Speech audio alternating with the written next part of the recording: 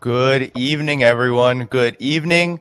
Welcome to another live episode of this program, The Left Lens. As you can see, I'm joined by Scott Ritter, former UN weapons inspector. Really glad to have you back, Scott. Before we get going here, be sure as you're coming in to like the stream, make sure you're subscribing to this channel and supporting in all the ways that you're able. Find all those links in the description. But let's get started. Scott, how are you this evening? I'm doing great, thanks. Yourself? Doing all right, doing all right. Well, there's a lot to get to. We're approaching this 1-year anniversary of Russia's special military operation in Ukraine. A lot has happened. Now I've been seeing a lot of rumblings in the Western mainstream media about Russia's offensive. A lot of alarm bells being sounded, a lot of estimations on when it's going to happen. I've been under the impression that this is already started and that there's been a lot going on the battlefield. What are your thoughts about Russia, where it's at right now? Is it on the offensive? And how would you how would you describe what's going on the ground right now? Well, you know, there's a saying that's popular. There's a meme about it and all this. FAFO, FAFO. Now, I'm not going to use the proper first word, but fool around, find out is the concept. NATO and Ukraine, which has allowed itself to be used as a proxy, fooled around, and they're about to find out. You know, when this war first started, when we first talked, there was a lot of confusion, especially on my part. I'll be the first one to admit, man, it didn't happen the way I thought it was going to happen. I thought when Russia goes to war, Russia goes to war. Russia rolls in, steamrolls, pounds, etc. And it just shows, you know, here I am, a Russian history major who spent my entire life studying Russia. And apparently I was unable to grasp the notion that Russia could actually be serious about loving Ukraine, that they didn't want this war.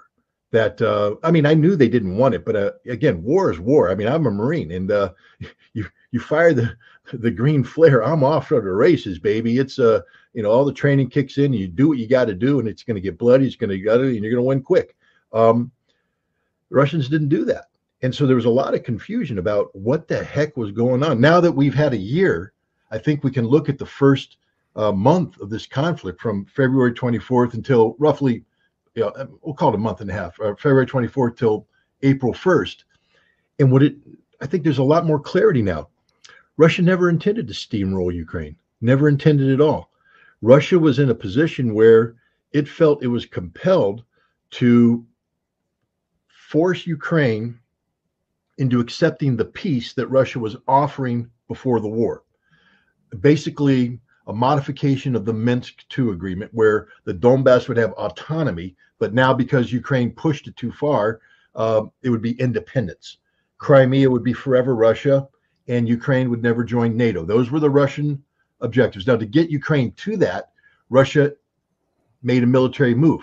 But this was a military move designed to create an impression as opposed to actually destroy. Even though Russia said we want to demilitarize and denazify, it was clear based upon the negotiations that took place, they weren't demanding either one of those. In fact, the final negotiation on March 6th that paved the way for the April 1st meeting in Istanbul, Russia pretty much said, you can have your army. We're not going to demilitarize. You can have your army. You can have your government. We just need you to never join NATO. That's all we need. And these agreements were made. Now we read into what the Russians did. For instance, convincing the Ukrainians that the Russians were serious. Russia had taken a lot of territory. It was threatening Kiev, had taken a lot of areas around Kharkov, Sumy, and suddenly the Russians withdraw. And a lot of people are going, that's because they're weak. That's because they got beat. And I didn't buy into that, but I was like, well, they say they're withdrawing. I took it to mean that they are going to look. I said from the beginning, they had insufficient resources for the task. And now we know why. And people are going, why did they start with 200,000 people?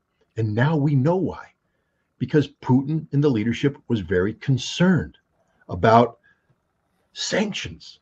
I mean, today we can sit here and at the time I was very confident that Russia would beat the sanctions. But, I'm sitting thousands of miles away. I don't have my pulse on the Russian economy. I think I do. I think I guessed right. But, I don't have to pay the price if we're guessing wrong. Putin gave a speech last year where he said, my guys were telling me 15, 20, 25% contraction of the economy. Hey, that's a lot. 25% contraction. And that, remember James Carville advising Bill Clinton back in the 92, it's the economy, stupid. And that holds everywhere. It's the economy, stupid. And Putin ain't stupid. And he knew that there would be economic problems. And so he couldn't shock the system too much. Already they were anticipating an economic shock from the sanctions. Now they have to go through this special military operation, not a war, a special military operation, which means there's no mobilization. You're using a peacetime complement of forces. Why? Because with an economic shock, you can't shock the population with a mobilization and going to a war footing. Because now we know the war was not popular. The Russian people weren't buying. I mean, they understood about Donbass. They understood about the threat posed by Ukraine and all that, but they weren't thrilled about going to war against Ukraine. And so there was a lot of uncertainty, a lot of hesitation amongst the Russian people. And if you shock them with 25% contraction of the economy and mobilization early on, you could get some problems. And I know there's people say, well, Putin's a dictator. What does he have to fear? He ain't a dictator, people. He's a democratically elected president. And he has to be concerned about the electorate, just like every other politician. So he couldn't shock that system. He had to play it slow. So they were trying to get them to the negotiating table, and it worked. I mean, in retrospect, if you take a look at what the Russians wanted to achieve and what they almost achieved, this was a brilliant operation, flawlessly pulled off. I mean, there were some mistakes with the military going forward without flank protection, etc., but they achieved their military objective, which apparently was to get Ukraine to the negotiating table to bring an early end to this conflict, which was always Russia's objective. But when April 1st came, Boris Johnson came also. And Boris Johnson, the British Prime Minister, put the kibosh on the peace deal. Now, we also have found out that apparently the Ukrainians were negotiating with the West and they were never serious about it. We have the head of the Ukrainian intelligence service saying it was a sham anyways, just like everything else was a sham. But the Russians believed it was real. The Russians thought they were going to get a peace treaty. The Russians thought that this war was going to end early on. And this changes everything, because what the mistake that was made by the West was misinterpreting the Russian withdrawal as a sign of weakness, that Russia had somehow been beaten. No, Russia was playing by its game plan. Russia got the Ukrainians to the table to end this war early. But it didn't happen because NATO said they're weak. NATO said, we're going to double down now, exploit Russia's weakness. And now we come to phase two, where Russia said, well, if you don't want a peace treaty, we're going to focus on liberation of the Donbass, which they were doing.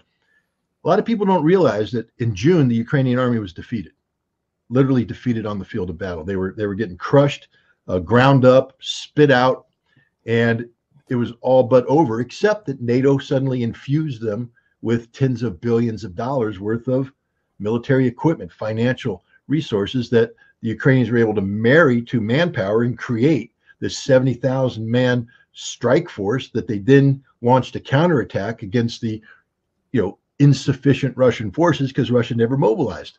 Russia wasn't ready for that war. Russia went on a special military operation against Ukraine. Russia was not prepared for a proxy war with NATO. And we saw that, where the Russians had to withdraw from Kharkov, the right bank of Kherson. But then the Russians consolidated, and now we get the FAFO. Because now Russia said, we ain't playing this game anymore. It's no longer, we'll call it a special military operation, but it ain't. It's war. And we're mobilizing 300,000 troops. We have another, we don't know exactly how many volunteers came in. Some people say 100,000, some people say 180,000. I'm thinking they probably have a total of 500,000 troops mobilized as a result of this. They cranked up their defense industry. They're firing on all cylinders. They're pouring out tanks, artillery, the most modern equipment. So these 300, 500,000 are getting the best equipment. And everybody's like, when's the offensive going to be? When they finish training. When's the offensive? When they finish training. The Russians are actually training the troops to accomplish the task. And but the war didn't stop during this time. Even while this mobilization is taking place, the war is continuing. That same war that I told you Russia was winning in June, Russia was winning in November, December, January, February. Right now, Russia's winning. Look at the casualty figures. These are ghastly, ghastly. Zaluzhny, the head of the Ukrainian forces, apparently admitted to Mark Miley, the chairman of the Joint Chiefs of Staff, 275,000 dead, and he admitted that a month or so ago. The fighting's been even bloodier since then, so I'm guessing that number is up over 300,000. I personally believe that you can add another 50,000 unaccounted for deaths that the Ukrainians don't want to acknowledge. 350,000 dead. Let's reflect on this. We're coming up to the 1-year anniversary. During the entire Second World War, the United States suffered 300,000 dead, fighting Japan and Germany. Ukraine has suffered 300,000 dead in conflict with Russia in 1 year. And by the time this is over, you might be able to double or triple that number. We could be looking at 250,000 Ukrainian dead by the time this is finished, because FAFO, the FO is about to happen. Find out. The offensive has already started. People need to understand that, most offenses don't begin unless you're starting from the start. There's no war, then there's going to be the green flare, and across the line of departure you go, etc. They're already engaged in battle. The Russians have been advancing on Bakhmut since May, and so that battle's never stopped. And there's always been positional battles going on. But now, as Russia starts to release forces into the battlefield, they're carrying out probing operations all along the offensive line.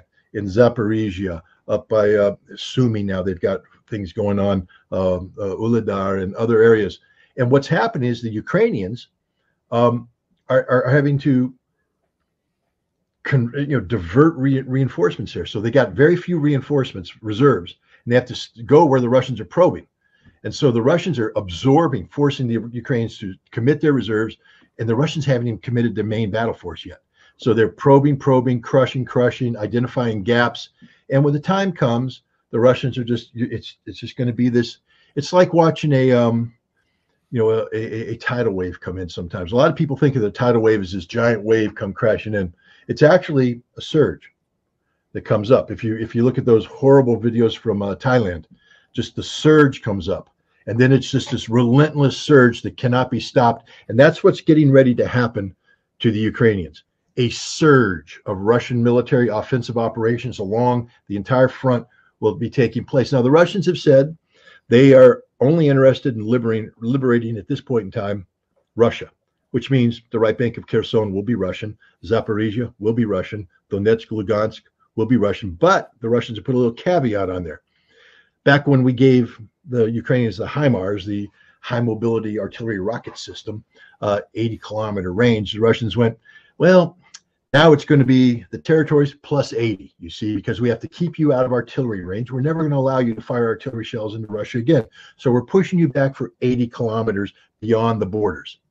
Congratulations, Zelensky. You just lost a whole lot more territory. But then the geniuses, they said, hey, America, give us even longer range stuff. So the Americans are talking about giving them this small bomb, this advance at 150 kilometers. Well, all that's going to force the Russians to do is go 150 kilometers in. And now rocket scientists take your little compass, go to the map, get the scale, and then to start drawing the arc rings around the border and see what 150 kilometers is, and understand that's pretty much the territory that Ukraine is going to lose forever. That includes Kharkov, probably includes Odessa. This is the end of Ukraine. I think that this offensive is going to begin. It's going to be a surge. And I think, well, it's not what I think. Who cares what I think? Let's talk about what Zaluzhny or Zelensky thinks. Yeah. Both of them have said, Zaluzhny basically said, if you don't give me everything I want, this it's over. He said that in an interview to The Economist. Right. It's over. It's over. What does over mean? It means he lost. It's over. And Zelensky has said, if I don't have tanks and airplanes by August, it's over. It's too late. What does that mean? You're going to be beat. They know. They're not stupid. They know what's coming. It's a surge that cannot be stopped. And unless you can pile up a whole bunch of sandbags in the form of F-16s and M1 tanks and Leopard 2 tanks, but they're not going to get those. They're not going to get those in time. And even if they got them in time, there's not enough numbers to actually make a difference. You're not going to beat the surge. You might put up a nice little sandbag wall and say, I'm protected. Nope, the surge is going to pull that through, push through, and you're going to drown. And that's what's going to happen to Ukraine. They're going to get swamped. It's over. До свидания, mama. I don't mean to be too flippant here, but I'm somebody who's been watching this thing just getting frustrated. And you say, well, why are you getting frustrated, Scott? Are you frustrated because the Russians aren't winning quick enough? No, I'm not pro-Russia. I mean, I believe Russia's on the right side of history. I'm anti-war. I'm not pure anti-war. Look, I've been honest about it. I'm a Marine. And I did a tweet that got me in trouble with this rally. And I think we'll talk about that a little bit later. But someone said, are you anti-war? And I said, no, I'm not anti-war.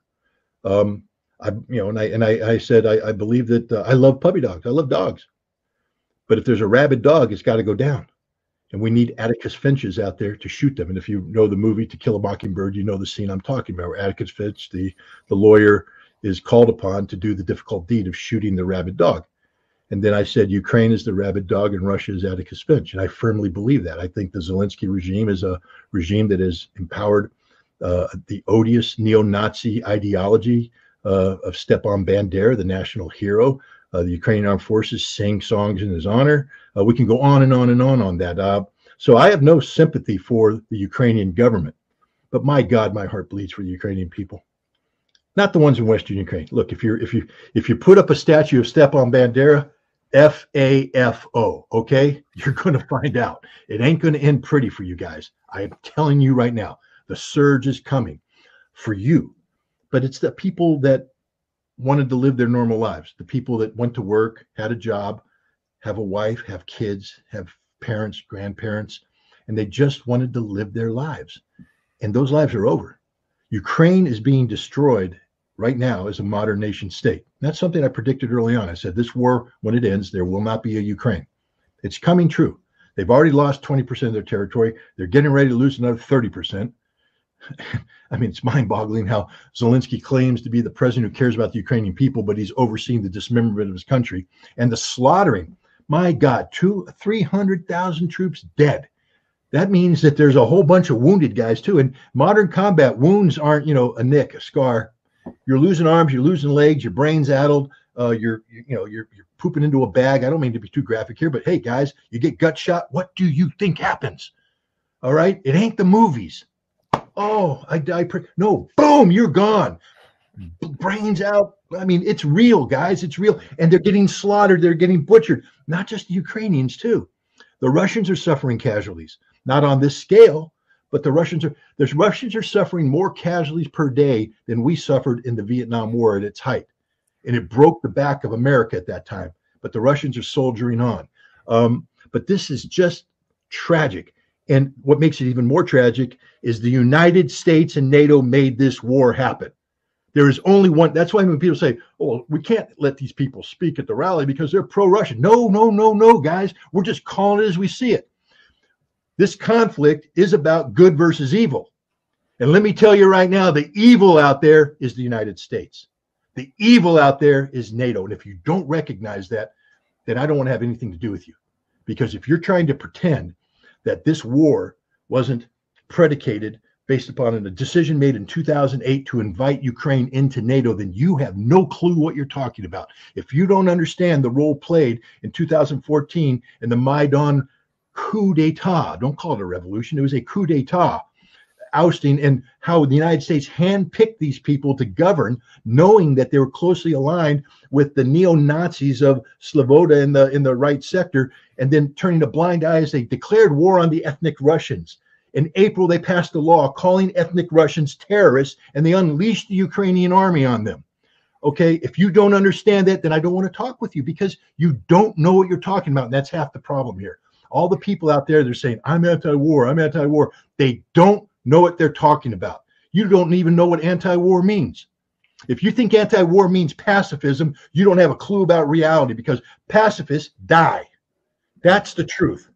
Pacifists get swamped by Hitlers. They get swamped by Imperial Germany. They get swamped by Banderists. Pacifists need people like me who are willing to step up to the plate, draw the line, and say, not one step further, or I will slaughter you, because I am not a pacifist. I'm a warrior. And you want to take me on, you will lose. But I also understand that you have to fight for the right cause. There has to be just cause for this conflict, or else war is just murder. War is murder no matter what. Your humans are killing humans. It's the worst thing that could ever happen to mankind is war. We should never want to go to war. But if we do go to war, be on the right side of history and win. What we're doing right now in Ukraine is evil. It's pure evil. We claim to be the friends of the Ukrainian people. We claim to be their friends, and look at what we've done to them. Yeah. If this is friendship, man, I wouldn't want to be in love with the Ukrainian people, because God knows what that would turn into. We're not the friends of the Ukrainian people. We don't care about the Ukrainian people. We put the flags on our social media. They fly everywhere. I see the flag. Really, guys? That's how you treat your friends. You let the U.S. government allow them to be slaughtered on the battlefield. You're destroying. There won't be Ukraine when this is done. How much do you love Ukraine? And the answer is you don't. Want to know why? Because you have no clue what Ukraine is. Anybody who puts that flag up there, I can guarantee you, I could interrogate them for 2 minutes. It would be clear they don't have a clue what they're talking about. They don't have any grasp of history. They don't have any understanding of the underlying issues. They just put the flag up there because, they're trying to. I forget the term that's used when you project that. That I'm a good person. I'm projecting that I'm a good person. You're not a good person. You're a moron. Moron for putting that flag. Look, if you honestly know the issues, and you put that flag up there because you're sincerely with the Ukrainian people, I apologize. You have every right to do that. But the vast majority of the people out there don't have a clue. And I've rambled on. I apologize, Danny. But no, it's great. It's great that you launched. I think this is a really good place to continue on from. I mean, I am on that side too. I do not believe that all war is unjust, that there isn't some, I do believe that anti-war does not mean pacifism, because pacifism, this just, again, you said it, history. We have to look at it, even just recent history. A lot of people who came into reacting to what Russia engaged in beginning around this time last year, I know we're still about 11 days from the anniversary, but even building up to that, there was a lot of people reacting to what was going to happen. There's a lot of Russophobia, a lot of Cold War fears being drummed up. And immediately, especially the liberal class, but really Americans and people in the West across the board, were taken for a ride. They were taken for a propaganda ride. And it was so easy to just forget everything if they ever were aware of the fact that their governments have been waging the most brutal wars since the end of World War II, especially. But, it's like all that history gone, even recent history. Forget Iraq, forget Afghanistan, forget Iraq. I know you've been speaking about this in your articles. It's like, yeah, the U.S. killed 1 million plus people. It's not like the U.S. is out of that conflict 100% either. So all the history is forgotten. And then it was like, Russia's bad. But here we are now, after all these escalations, hundreds of thousands of Ukrainian people, soldiers dead, thousands of Russians dead as well. And now you have the collective was so unhinged, so unable to acknowledge the reality on the ground. Now they're even talking about fighter jets and having these funny conversations around each other. They're not having it with each other because it's all coming out in the media. Rishi Sunak in the UK saying, yeah, have all the fighter jets you want, Zelensky. And then Ben Wallace we don't have any. He says, we don't have any. And so, that's happening. But I've been hearing, and I think that this is true, Ukraine is not going to be able to operate fighter jets, even if they were to get there to be flown. So that means, do you think this is what this means? That there's going to be NATO, pilots flying these jets? And if so, that's World War. What do you think about that? Because that would be World War III. We know that this because of what the collective West is doing, the U.S. and its allies, what they're doing, they're moving it in that direction. They've been doing that since the beginning. What's your take on you said a bit about the weapons and how they're so ineffective and likely not going to be used. But overall, now that they're talking about, more and more heavier and heavier, more and more dangerous weaponry, it feels like it's like they want it to become an out and out confrontation, even while they're talking out the side of their mouth that they don't. Yeah, this first of all, let's understand the following thing. And I can speak to this because even though I'm not a pilot, Big hint, glasses. Um, I am a naval aviator. I was trained as a, what they call a naval aerial observer. I flew in the back seat of OV-10 aircraft, OA-4 aircraft, um, and these were dual control aircraft. So we learned how to land them. It was important to learn how to land them because the ejection seats were that if let's say the pilot got knocked unconscious, I would eject, but because I'm ejecting from the rear, the pilot would not eject. Only if the pilot ejected, we both went out. But if I ejected, the pilot stayed. The pilot's like, hey, that means I die. So I'd like to teach you how to land this airplane so you don't eject and kill me. So, I've got a little bit of knowledge about aircraft and flying them, et cetera. I never flew them in combat, thank goodness, because nobody should ever want to go to combat. But it's not easy to fly an airplane. I mean, yeah, you can remember it's not just taking off. Yeah, you can learn how to take off. It's not just turning left, turning right, climbing, lowering, and then landing. That's just basic stuff. That's, airplane 101. Now you've got to learn how to maneuver. You've got to learn important things like, airspeed.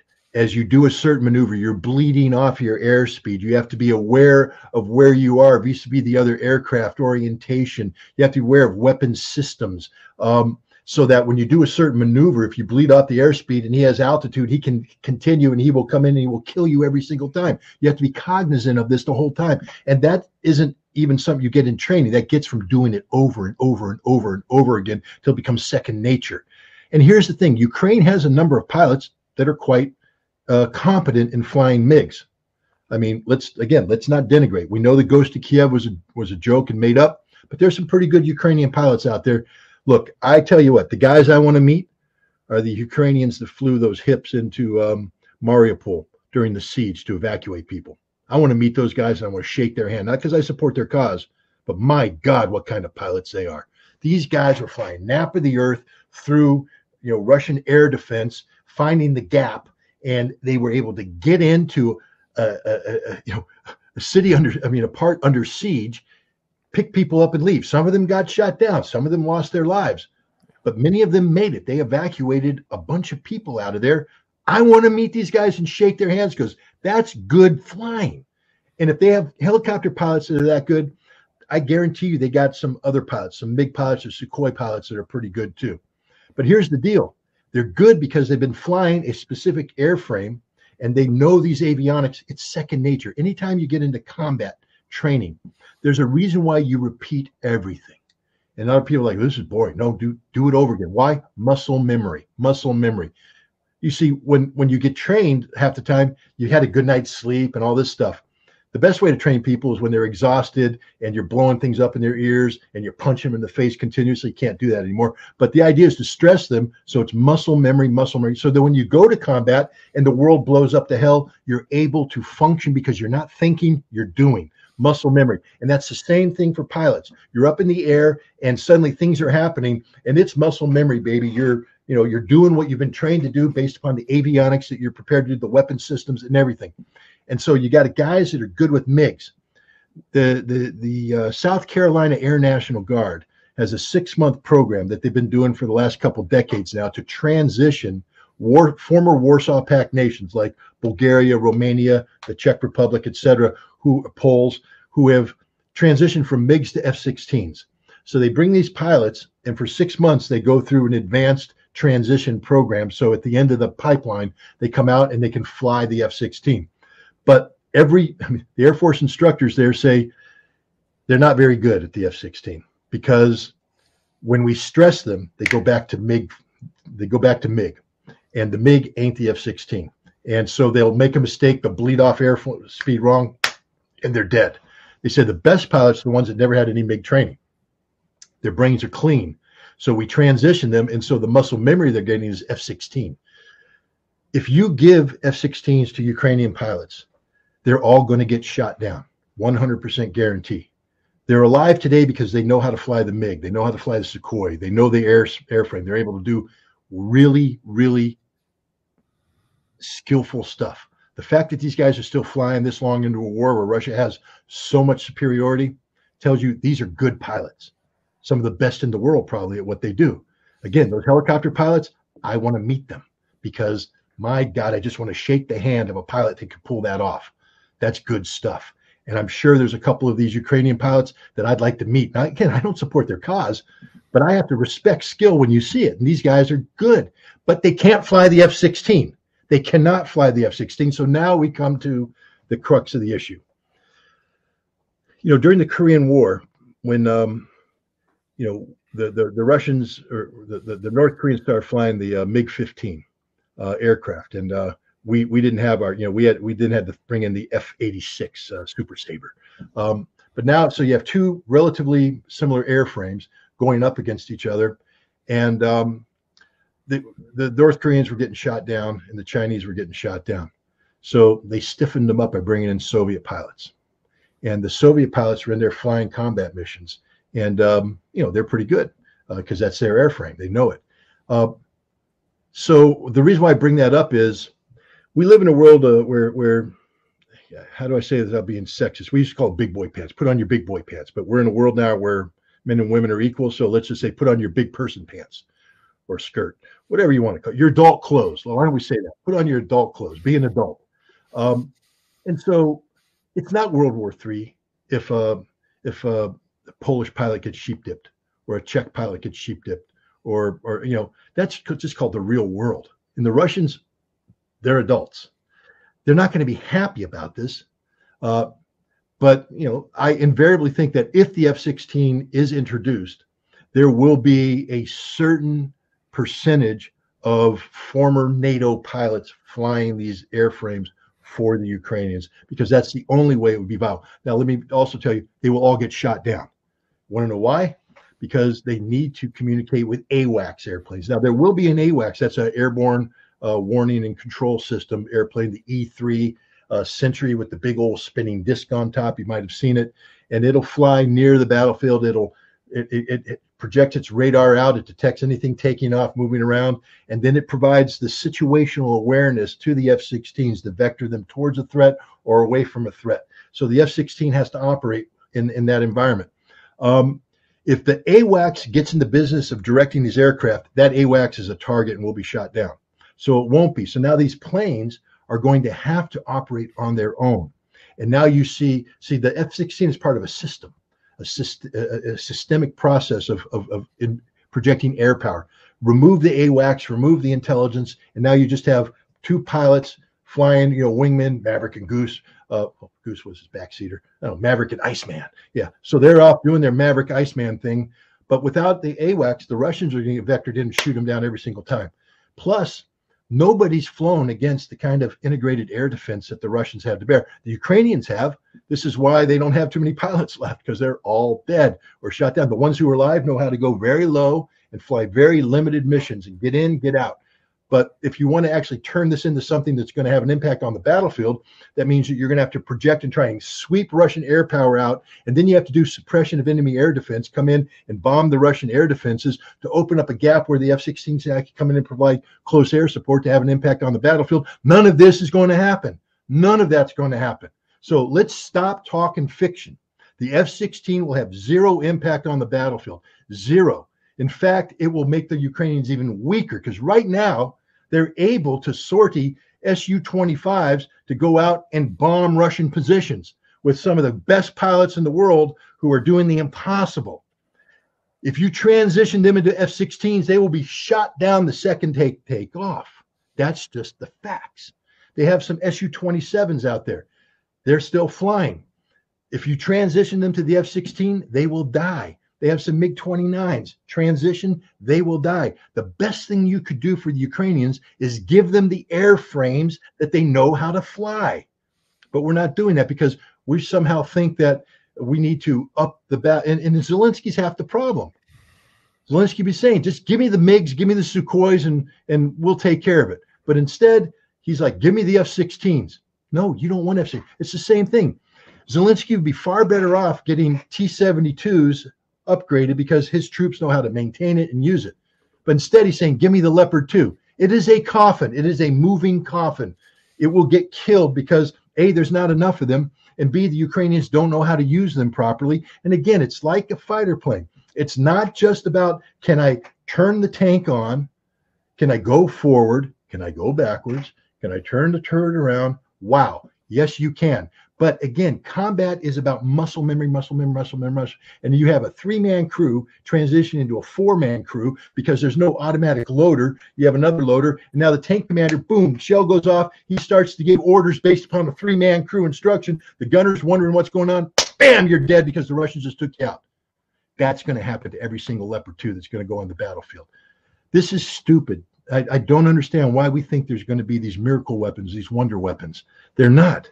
And I'll just leave you with this one, that this is the most disturbing aspect of this, even more disturbing than the fact that we're slaughtering Ukrainians by giving them these weapons. The Germans are providing Leopard 2 tanks to Ukraine. I want everybody to chew on that for a second. Because, look, I'll get a little personal here, because this is personal. And it should be personal for every American who had a relative fight in World War II. I had an uncle, and he went across the Normandy beach about D+4. So the big fighting was over, but there were still bodies bobbing there. There's still things, but they came in, and then he had a relatively easy time in the battle for France, the breakthrough and all that. But they got up to Belgium, and then all hell broke loose, the Battle of the Bulge. And in one day, he lost 250 guys in his company from German artillery. And their bodies are buried in the Luxembourg City Cemetery. And I've been there. I went with him. He broke down. He cried. I mean, this is a stoic man. This is a guy who worked, when the war ended, he went to work for Kellogg's in Kalamazoo, and he made cornflakes. And that was his life. He smoked, and he ended up dying of cancer. But but you wouldn't have known that he had been to World War II. But he had asked when he came to visit us in Germany, he said, could you show me these things? And we took him there. When he came to the place where the 88s took out the trucks carrying his men, he fell to his knees and he just cried like a baby. And then we went to the cemetery and he couldn't handle it. I mean, deeply emotional. And so you say, well, why did we do that to him? Why did we lose those people that are buried in the cemetery? And the idea should be that they died for a cause, and the cause was to defeat Nazi Germany, which means never again should we allow Nazi Germany to come up. Now the Germans operate with this never again also.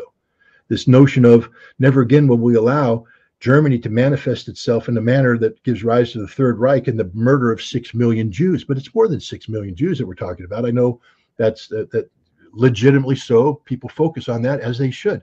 But there were 27 million Russians. There were another 6 to 8 million Poles. I mean, the Germans killed everybody. They were equal opportunity employers when it came to the death machine.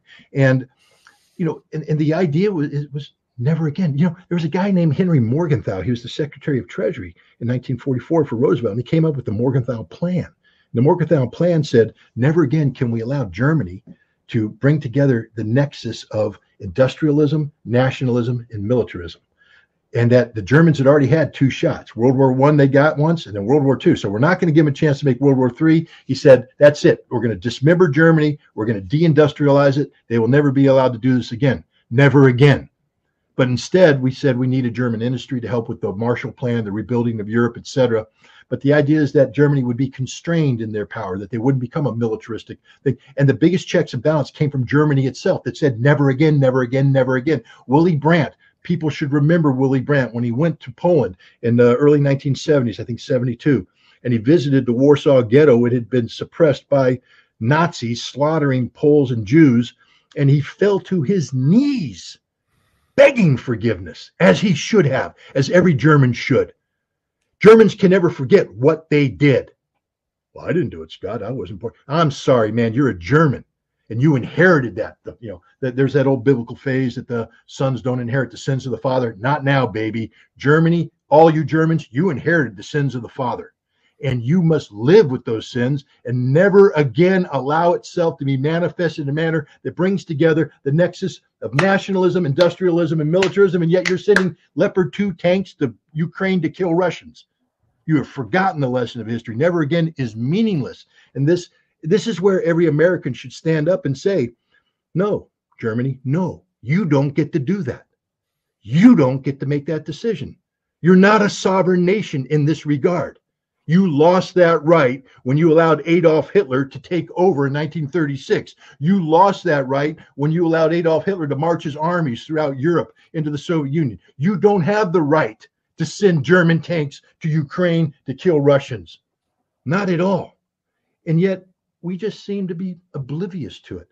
If you had a relative who fought and died in World War II, you had better go study the history of that sacrifice and understand that what's happening today is an insult to everybody who served, everybody who sacrificed. American and Soviet alike, 27 million Soviets lost their lives. Now, you know the Russians remember this, but we have tended to forget it. We tend to poo-poo it. No, man, the Germans don't get a pass on this one. I know that this might be just Scott Ritter's little personal opinion, and that's okay. But I hold it, and I hold it strongly. Germany doesn't get a pass. They don't get to send tanks. There they are, but they shouldn't be able to. Yeah, and the United States was egging it on. I mean, there was that debate at Ramstein Air Base, with the whole defense contact group, back and forth, and it was the United States that said, Germany, you better do this. You need to do this. You're our ally. Step up. And then Germany put up a pathetic little fight, tried to say, oh, you send your M1 Abrams first, and then maybe we'll get to it. Of course, what ended up happening was they all just agreed to send whatever pitiful amount they decided to throw, or pledge, I should say. I know you correct us a lot. Pledged these tanks, but of course we know that there's a lot of mystery about whether these will ever reach the battlefield. But you mentioned Germany a lot, and I definitely want to get to. So for everyone watching, Patreon subscribers can submit questions, YouTube members can submit questions, and Substack members can submit questions. And if you have super chats, you can submit questions there as well. You can find all those links in the description, and we're going to get to some Patreon questions in a minute. But since you brought it up, Germany, I think we got to talk. I need to get your take on the Nord Stream revelation from Mr. Seymour Hersh, of course, the renowned journalist, award-winning, heavily decorated, someone who rarely gets things wrong.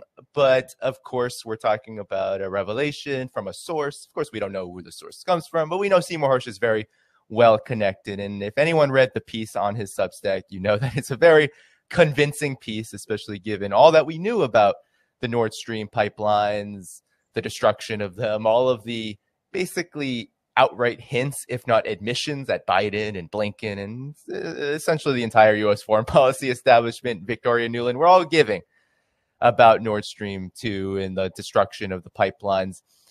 What was your reaction to this? Because it's a very significant, I think, development. And when I think about Germany here, I just think about, wow, Germany has really bent the knee to the United States. It is throughout this whole conflict, I've thought, incredible. Like, Germany is actually getting hit some of the hardest economically, politically from this. The costs are huge for Germany, and yet it still walks in lockstep behind on a leash in the heel position with the United States. What was your thoughts about the Nord Stream revelations? Let me start by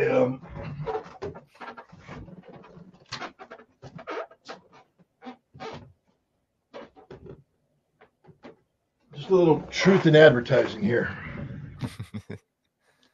Cy Hersh is a quarter of a century. He's been a friend of mine. So I have to say right up the bat that I'm strongly biased in favor of Cy Hersh.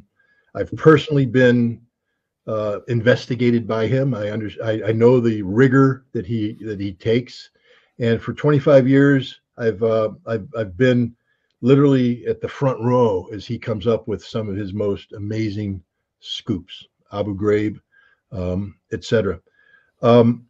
I knew nothing about this article before it was written. Knew nothing. I had a hint that he might be thinking about going to Substack, but so I don't have any insights. I can't sit here and tell you I know Cy's source. I don't know Cy's source. What I can say, though, is that, he got a Pulitzer Prize for a reason. And he got a lot of, I think they're Peabody Awards or Polk Awards or something like that. Got a lot of those for a reason. And if Cy writes it, you have to treat it seriously. Look, everybody gets it wrong. I think he got burned on a source with JFK book, and he got burned on a source. If you're a reporter doing the business, you're going to get burned on a source, no matter what you do. Could he have been burned on this source? Maybe, but I doubt it. But here's the thing. Everybody's focused on the sexy stuff. The bombs. Tick, tick, tick, tick, tick, tick, tick. The sonar booty. Beep, beep, beep, beep, beep. Boom, boom, boom. Wow. I mean, this is a Tom Clancy movie, man. You could actually make a movie out of this. This is pretty cool stuff.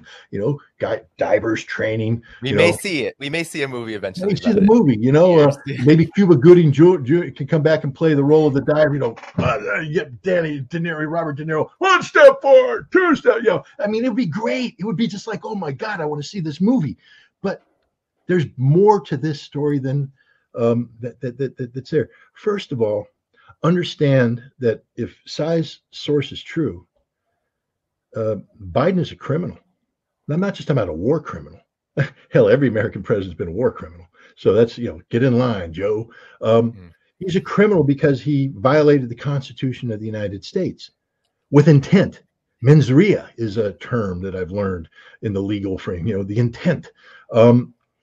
He plotted with Victoria Nuland, with Jake Sullivan, with Tony Blinken, with the CIA director. They plotted to specifically craft a mechanism to avoid reporting to Congress, to carry out an act of war. So understand this. Cy Hirsch's article should be used as the basis of an indictment against the President of the United States for impeachment for violating the Constitution of the United States of America. And several other people that I just named should likewise be indicted, arrested, found guilty at trial, because they would be found guilty at trial, and then imprisoned for a very long time. That this will never happen because we never do this in America, which shows you how shallow we are as a nation. But if it didn't jump out, let me say something else. I don't mean to insult people, but please reflect with me for a second. Join me in this moment of self-reflection. If you read that article and the first thing that didn't jump out is that we need to impeach Joe Biden for violating the Constitution, then you don't know the Constitution. And if you're calling yourself an American citizen and you don't know the Constitution, you're not a very good citizen, because that which defines us as a collective is the Constitution. That's the only thing that defines us. That's what unites us. That's what gets a redneck from Texas hanging out with a liberal from New York City. That's what makes us Americans, the Constitution. You take the Constitution away and we're nothing, baby. We are nothing. Nothing. There is no glue. The glue is the Constitution. And if you don't know the Constitution, you're not a very good American. So if you read it and you didn't go impeach right now, you got a problem. But then there's something else that you got that jumps out at you. We attacked our friend, Germany. It's an act of war. We carried out an economic Pearl Harbor against a nation that we claim to be friends and allies with. And we colluded with another NATO ally to do this. And even though Norway was the trigger puller with us, you know, it's like any crime. If you're driving the getaway car and the murder takes place in the bank, you're a murderer. And there's a lot of murderers out there. Germany, wake up. Nobody likes you. Everybody's conspiring against you. And America attacked you. And you're doing nothing about it. Now, there's a term, and I won't use it out of respect for you, but it begins with a C. And it ends with old. And you can fill in the gaps. And that's what Germany has become, because they're allowing this to happen and they're not doing anything about it. Olaf Scholz knows darn well who attacked Nord Stream. Everybody in Germany knows darn well. And yet they're like the abused spouse, just going, no, I fell down. The bruise. No, he didn't hit me. He didn't hit me. No, Germany is the abused spouse and America is the abuser. And everybody's pretending that nothing happened. We're just turning a blind eye. Guys, we attacked a nation we claim to be friends. Now, I know, I just told you that we're not friends with anybody, and just take a look at the Ukraine, the proof. But Germany, we attacked them. It's an act of war. And now comes the really interesting part. April 1st was we could have ended the war. This war could have ended on April 1st. Ukraine was ready to sign a peace agreement with Russia. It could have come to an end. All the angst and anxiety that we have today would be gone. we'd actually hopefully be not only repairing relations with Russia, but we could actually be engaged in serious arms control discussions with Russia about START and getting another START treaty in play. The current one expires in 2026. There is no automatic extension anymore. We already did that one, which means when it expires, it's gone. And when you lose this one, that means both arsenals are going to be expanding up at a time when there's high tension, and that is a recipe for disaster. One mistake, one miscalculation, one misunderstanding, bam, and the world ends. And when I say end, guys, I mean goodbye. Lights out. You're never going to wake up because it's all over. We seem to be oblivious to that. Oh, nuclear war. Well, no, it ain't theoretical, dudes. It's real. The weapons are out there. They're ready to be used right now. Right now, they're ready to be used. The only thing holding them back is arms control, and that arms control is about to go away. So wouldn't it be nice to be engaged with them? And we could have been had there been a peace treaty on April 1st. But now we come back to old Joe Biden, Sleepy Joe. Sleepy Joe stood there on February 7th of last year, and he said, if the Russians invade Ukraine, tanks across the border, Nord Stream 2 will be no more. And a reporter actually said, what do you mean? That's Germany. It'll be no more. It sounds like a confession to me after the fact. I mean, he basically confessed it. Victoria Nuland said the same thing.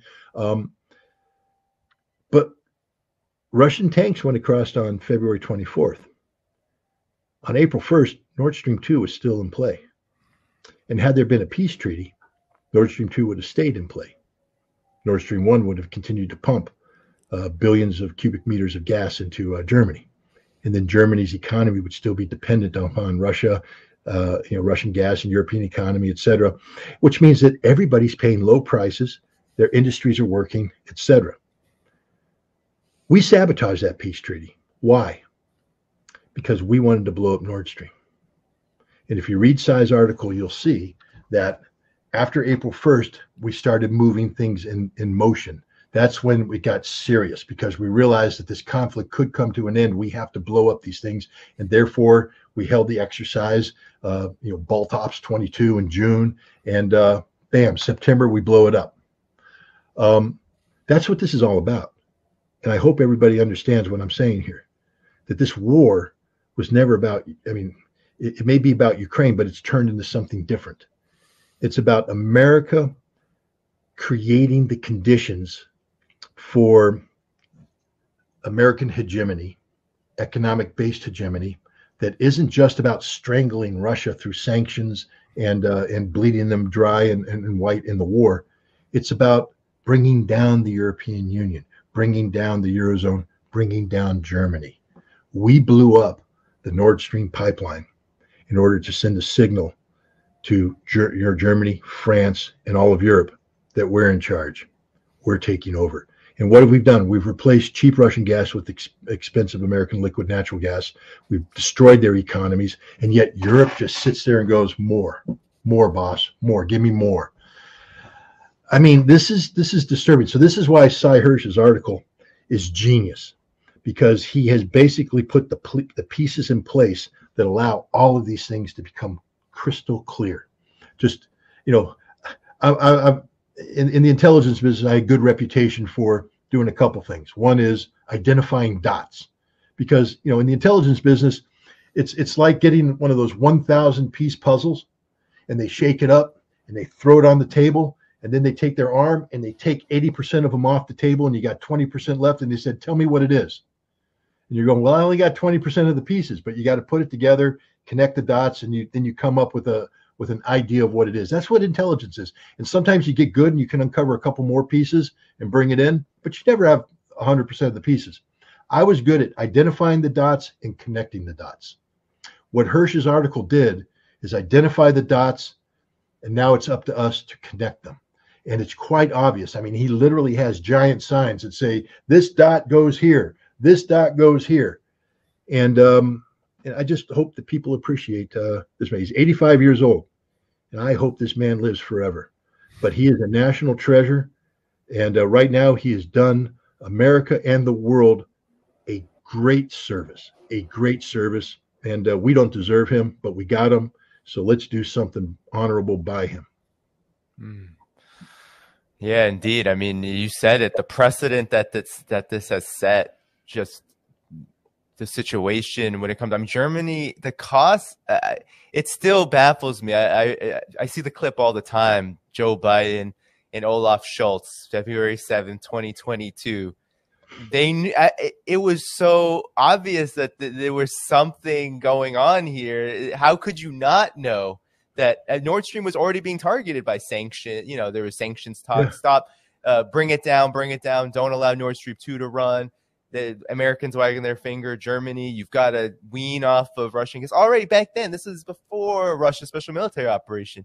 And then it happens, and Germany whistling past the graveyard, and look at who's benefited. The United States and Norway. Norway has benefited mightily from this too. They have their own pipeline that has that I think was launched the day after. So the day after, and now is pumping its own LNG and into Poland, and then Poland's reselling it to Germany at a profit. Yeah. Once again, the Germans just get it on all ends. I mean, and then you see the IMF forecast for Germany, very gloomy, and who knows if that will even hold in terms of, they're going the opposite direction. Unlike when you see like China, for example, they up the growth. With Germany, unclear if they'll make it to even zero growth this year. So it's absolutely incredible, and you're right. The precedent is just, I don't know if you have any final comments on this, but the precedent is I think just so in your face in terms of the situation that Germany and Europe has found itself in and has gotten itself into, playing poodle, dog wag the tail with the United States. No, I mean, I think you wrapped it. All I'd be doing is repeating what we've already talked about. I mean, this is literally, Germany is pathetic. Europe is pathetic. And it's tragic because we're supposed to be their friends. I mean, the biggest pathetic thing about here is America, because we have a government that, everything we touch dies. Think about it. Everything we touch dies. We're poison. We're poison for the world. Yeah. And, I think it's a good time. Now we can get to, there's a few Patreon member questions. So if everyone watching, make sure you're hitting that like button as well as you're watching. That helps boost the algorithm, and YouTube doesn't like to push videos like this out there. So drop a like. But also you can suggest guests and also ask question of guests if you become a member on YouTube. You can join on Patreon. That's the best place, in the link in the description. And I have a few Patreon members who had a couple of questions. Let's get to the more, I guess, direct related question to this conflict. So I spoke about this on a past stream, and there's been these kind of grumblings toward peace. And a good friend, actually, D. Knight, a good anti-war activist out here in New York, he had a question for you, Scott. He wants to know, what did you make of Blinken's interview in Washington Post? It was kind of like it was almost like a type out of, it was like a paraphrasing of an interview that David Ignatius did. He's, you probably know him well, Scott. He is a stenographer of war. He's very much close to all of these neocons, and he was essentially regurgitating Blinken's words, and it was all about the pondering the post-Ukraine war order. And D. Knight wants to know, there was some quote-unquote concessions that Blinken mentioned, especially with relation to Crimea. What do you make of this? He sees it as maybe a trial balloon for both Russia and the American public, but what do you make of these so-called concessions that Blinken, and there's been some others floating these around to Russia? What's your take on this? Well, again, I start off by acknowledging that I, like almost everybody else, was confused when this war started. We had certain assumptions that were wrong, etc. I think it would be wrong for me or anybody to have certain assumptions. For instance, that my analytical trend is that Russia is done with negotiations. Russia's done with concessions, FAFO, and we're in the FO part of that equation. But that's just me. My bias is that of a Marine, and I'm all about the FO. So Russia, I was surprised when I finally took a step back and reevaluated that first month and a half of the war. I was surprised about how committed Russia was to a negotiated settlement. That surprised me. And therefore, I need to respect that conclusion and understand that Russia might still be looking for a negotiated settlement, but it's not going to be a negotiated settlement on Ukraine's terms.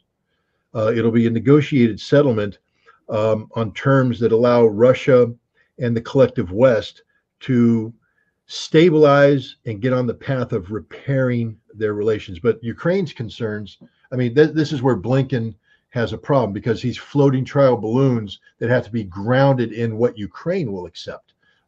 Russia doesn't care what Ukraine's going to accept. And, I personally believe that the only negotiation that's going to take place is going to be similar to what took place in Tokyo Bay in September of 1945, when the Japanese came on the USS Missouri and were told, sign here or die. And I personally believe that at some point in time, the Russians are going to have a Ukrainian delegation come in and say, sign here or die. But that's an extreme interpretation. The reality is that the Russians are probably looking for an off-ramp, because they're not happy about what's happening to Ukraine. This breaks their heart. They didn't want to do this. They were given no choice. But you also have to understand that now the Russian population, now Putin, remember I talked about earlier about the sanctions and the mobilization, how you could get the Russian population turned against you back then? The Russian population has flipped the script. They are now, let's finish this job. Denazification, demilitarization. They're all on board. And, the Russian government has to respect that too. So the Russian government can't come in and accept terms that might bring it into this conflict early, but would be unacceptable to the population that says we've lost too many men right now for a negotiated outcome. I think Blinken is throwing things out there, but the Russians aren't in receive mode right now. I think, Blinken might be throwing things out there for the West and Ukraine to begin to, come to agree. But the battlefield is going to dictate the conditions. Right now, Zelensky, the offensive, the surge is just starting. So right now, Zelensky's the shell collector on the beach who ran out there when the waves went away, and he started collecting the shells. He's looking up going, ooh, water's coming back.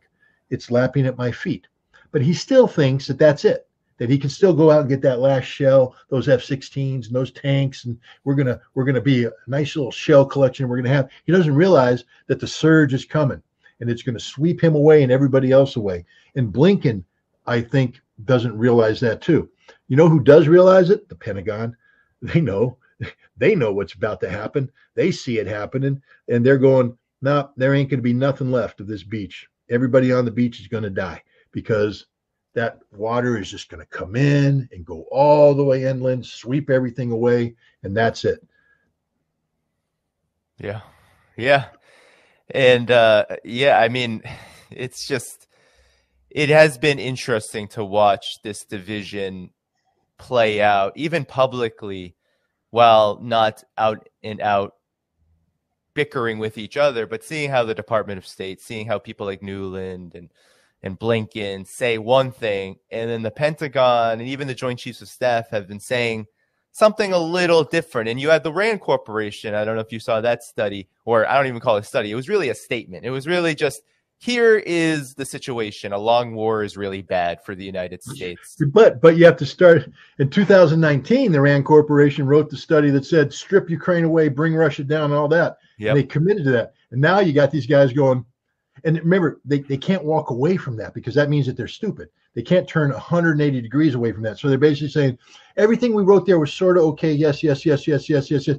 But it would be in our best interest not to have a long war, and we need to get out. But the problem is all their supporting analysis doesn't reach that conclusion. If we're going to take that conclusion, we have to reverse engineer the analysis. And what they're saying is we were wrong about everything. We were wrong about everything, and we're not going to win this war, and we need to get out now. Rand, they've got problems too. Well, before we get to the Rage Against the War Machine rally, maybe we can keep I just want to hear your take on then, if this is the case that the United States and NATO, let's just say the United States, since the United States is really driving the ship, and given Seymour Hersh's article, we saw that really there's a very small crew maybe at the head of this ship. Given that they're making it quite clear that on the one hand, they can't they can't get off on an exit ramp. They feel like whatever it is, whether they feel like they're weak, whether they would look weak, it's bad politically, the objective overall, right? Russia, get Russia. Cooling back is a impediment to that.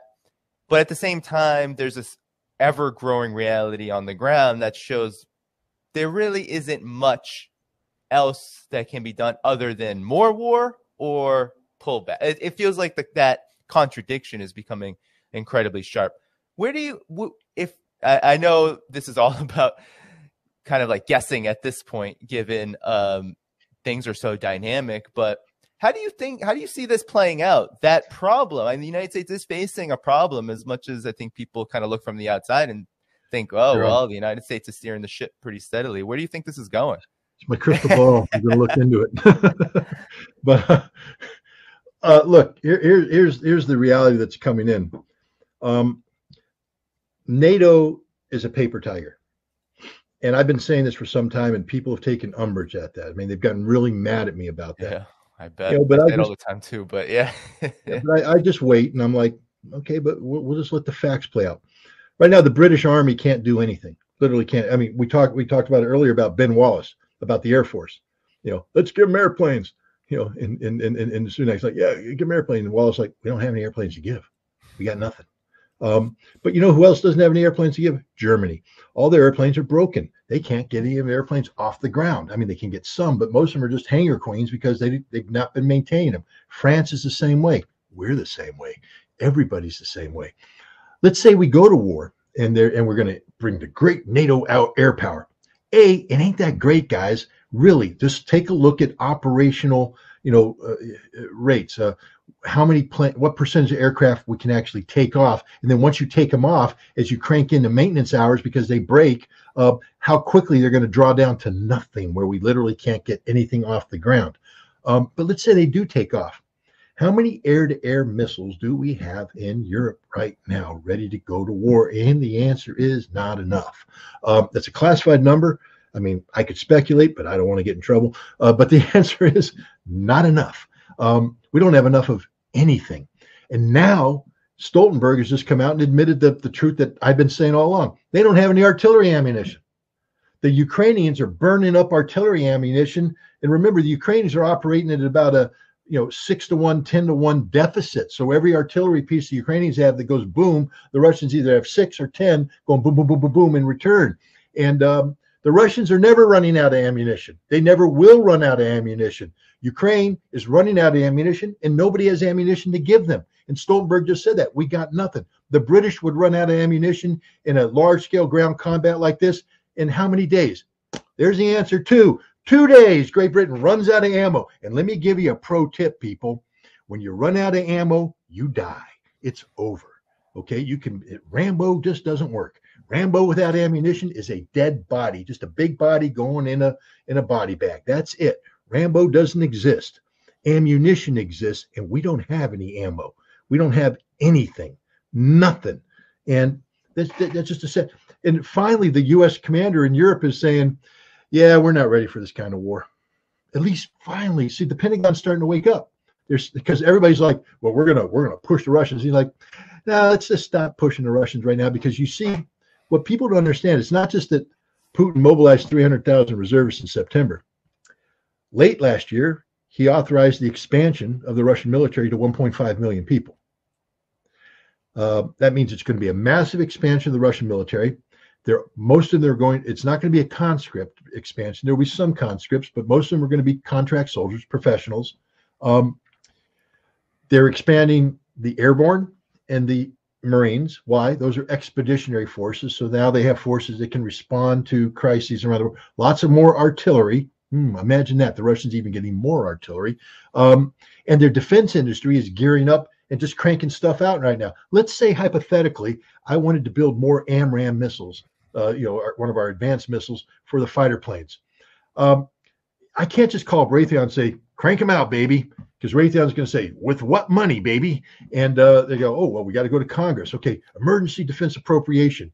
Okay, but now you have money, and we tell crank out. But the one line that they have cranking this stuff out now can only do, X number a month. I don't know what it is, but it's not going to be a lot. which means they have to build another production line. But you can't just build another production line. That requires more funding. And then you got to do things like hire people that are qualified for the job, train them. Years go down the road before you can do that. We're not even there yet. The Russians are already doing this. So, we have created a situation where we've dug ourselves in the deepest hole possible, literally the deepest hole possible. There's no way out of this.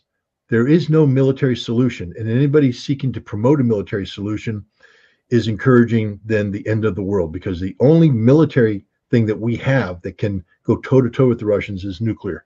And once we do that, like I said, it's not a joke. Anybody who's out there thinking no big deal, we can do a limited nuclear attack. There's no such thing as a limited nuclear attack.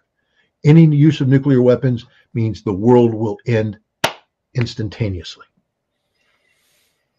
Yeah.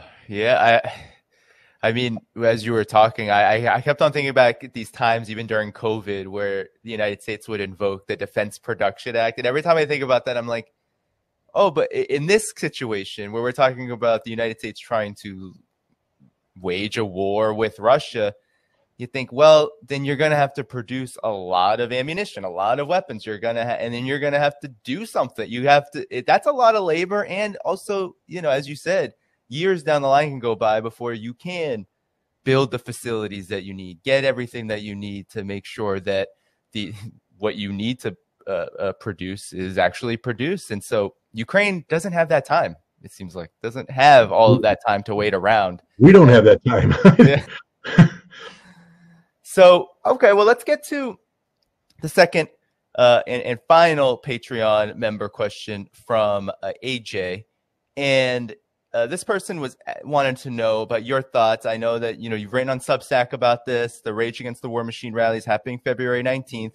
I'll give my take later because a lot of people have been asking me as well after you, but you are my guest, so let's be polite. And this person wants to know if you could comment on the progressives distancing themselves. There's been a lot of kind of like speakers who are invited to speak, then they've withdrawn their participation. What is your opinion on all that's transpired with the Rage Against the War Machine rally happening February 19th, I believe, in D.C.? Well, let me just start off by pointing out that this isn't my first rodeo. I cut my teeth on the anti-war movement opposing the Iraq War. And I think I have a pretty extensive resume that I'll put up against any anti-war activist anywhere in the world, and I'll kick your ass. Excuse my language. But anybody out there to say that I don't have the anti-war credentials, I got more street cred in the anti-war business than anybody out there, bar none. So I don't want to hear it from people.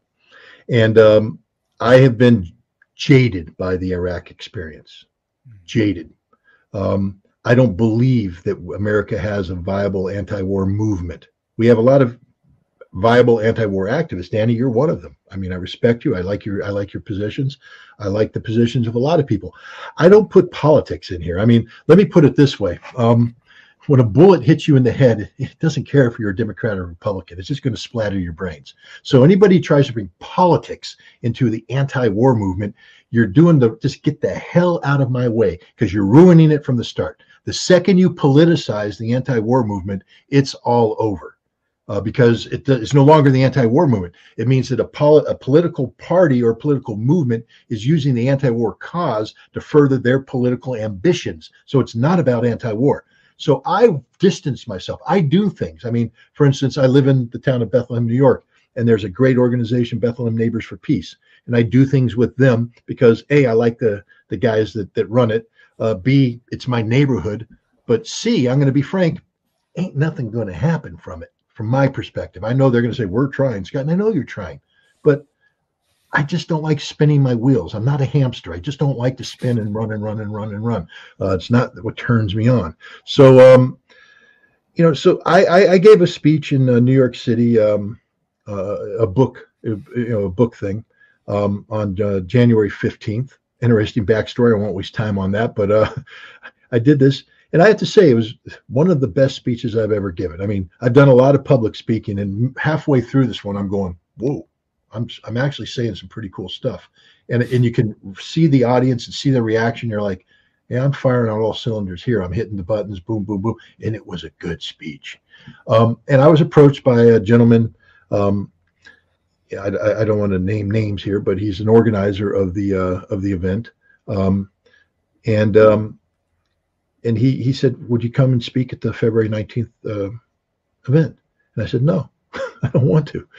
He said, "Why not?" I said, "Because I don't believe in what I mean. I believe in the cause, but I just don't want to get involved in that again. I've been burned. I mean, my hand has hit the burner and it went ouch. And so when it's glowing red, I don't want to put my hand back on it because I just know what's going to happen. I'm going to go ouch." And he was like, "No, man, we drove up from Washington, D.C. to see you. This presentation you just gave, you've got to give that to this. This is what everybody needs to hear." And I said, "No." And he kept pushing and pushing and pushing. And because I'm a softie, I said, "Yes." And I said, "Okay, I'll do it. I'll go speak." And so they put my name on a poster and they publicized it. And immediately, bam, there was, people saying, "Nope, we don't want him up there. And we're going to pull him from the program." And the main reason they cited was my criminal conviction. And, and I get it. I mean, if that's your thing, if you don't want to do the research, if you don't want to actually dig into it, I mean, you're going to accuse me of something. Why don't you dig into it and find out everything you accuse me of never happened? But that's okay. That's your life. And if you don't want me to speak, I go back to my original thing. I don't want to be there. So I was like, okay. I mean, you shouldn't have asked me to begin with, but I'm done. Now you put my name on a poster. People, it's cancel culture. Congratulations. You've just made it more easy for people to cancel me now. But that's okay. I'm a big boy. I'll get on with it. But then all the speakers basically said, "Nah, if he goes, we go. There won't be an event." And so the people who were anti me flipped the script and said, "No, we want you back on." And I said, "Really? Are you serious this time?" They said, "Yes, we want you back on." I said, "Okay, I'll do it." So they put me back on. And then they did the whole thing again. And now I'm confronted. And look, I'm going to be very frank here. I've been called a twice convicted pedophile more times than I care to be called a twice convicted pedophile. I've never been convicted twice of anything, and I damn sure am not a pedophile. And if you say it to my face, I will rip your throat out. That's an open challenge to anybody. All you keyboard heroes out there, say it to my face, because it ain't true. And if you took the time to look at it, you know it's true. And they built it up. The entire Libertarian Party has, tweet after tweet after tweet after tweet calling me a pedophile. And there's not a term that's more damaging to a person than that. You could call me a murderer and I would be welcomed by the community. Scott Ritter's a murderer. That's okay. He just killed somebody. He's a pedophile. It ain't true, but use that word. Oh, we are going to run away. So I basically said, I'm done with this game. And I built together a legal case because in New York State, libel laws are pretty good. Defamation, I got to prove 5 things. And I had them all proven in spades, and I'm going to destroy the Libertarian Party. And I'm ready to do it. You want to go to war against Scott Ritter? Let's go to war. But the last thing, the 5th thing, is damage. I have to demonstrate damage. And believe me, having them pull me from the speakers thing, I can get a lawyer that can put dollar figures to that, and it's damaging. Reputation, the whole thing. So we owned them. I owned the Libertarian Party. Hey, Libertarian Party, I owned you. I was going to ruin you. But then people came up to me and said, "Scott, this rally is important. It doesn't matter if you don't believe in the rally. We believe in the rally. We believe that we have something going here. We believe that we can bring these voices together. And we understand where you're coming from." I don't think they do, unless you've been called a twice convicted pedophile when it's not true, and you carry that burden, and people, you don't have no clue what's going on. But that's okay. I respect you. If I went forward with the lawsuit, it would have been the end of the rally. I had every legal right to go forward with the lawsuit. I have every moral right to go with the lawsuit. And I'm telling you right now, if you guys were in my shoes, you would have gone forward with the lawsuit too, especially when you put up with this crap, excuse my language, with this stuff for as long as I have. But I'm also somebody who understands that there's people out there who believe in something and they want to go through. And if I had gone through, no matter how right I was, I would always be the guy who destroyed the rally. I would always be the guy that took the rally down. Nobody would pay attention to the righteousness of my legal action. They would just say, you were petty. You allowed your personal life to destroy what could have been the beginning of a new peace movement. So I shut it down. I backed out gracefully. And I'm not unhappy with the decision. To be honest, I'm actually very relieved with the decision, because the last thing I really wanted to do is get involved in another court case and, and just the whole drama about that. I am out of the rally, and I'm okay with that. And I honestly want this rally to succeed. Do I believe it's going to succeed? No, I don't. I don't believe it at all. I don't believe in the Libertarian Party. I don't believe they're serious people. I think they're going to betray the left. They're going to betray the movement. I think they have politicized this thing, but that's just my opinion. I think the rally should be given a chance. I want people to go to the rally. I want them to listen to the speakers.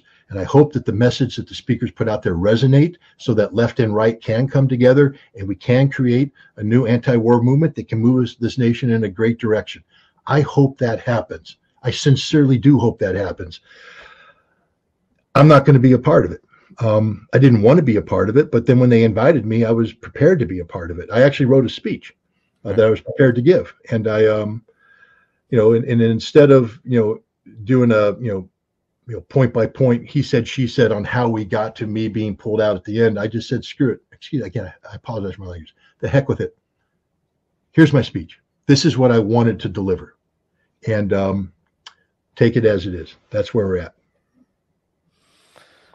Yeah, I mean, appreciate your 100% honest, unfiltered take on this, because lawsuit, that is stressful stuff for sure. But what you're saying definitely resonated in a lot of ways, because people have been asking me my position on it, and I have a very similar position. Like, I am not here to bring down the rally. I'm not going to say, don't go to the rally, don't go. I would never do that to people who are genuinely looking to engage in anti-war politics and positions.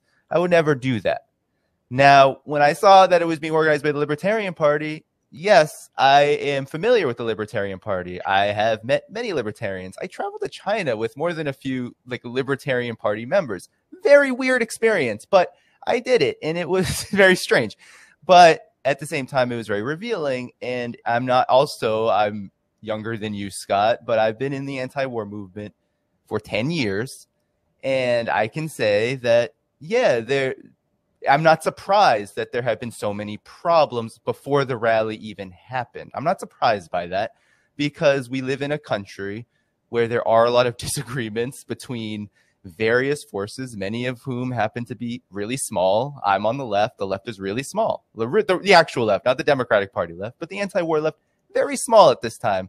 A little bigger during the Iraq War period, but as you probably found out, Scott, I was too young at the time to really engage, but I know a lot of people who engage in it. You end up finding out there weren't actually that many left people out there. They were ready to fall in line with the Democrats when the first opportunity arose. But for me, I was never, for me, I'm not going to say, because the Libertarians are organizing it, don't go. And I wasn't going to disparage it, but at the same time, I'm not going to endorse it on my channel. I'll say, go check it out, please do. But also, I've noticed that,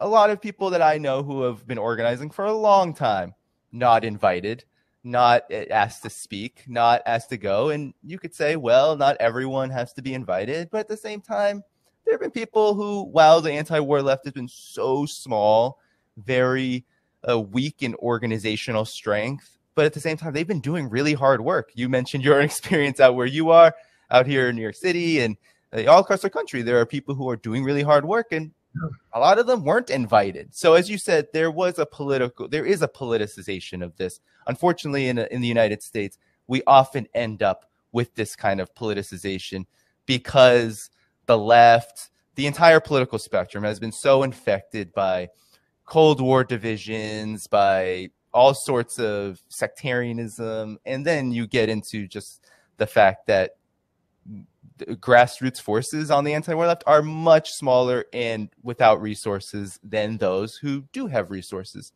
So no, I don't disparage this. I support people who are going. I have friends who are speaking. Garland Nixon's a friend.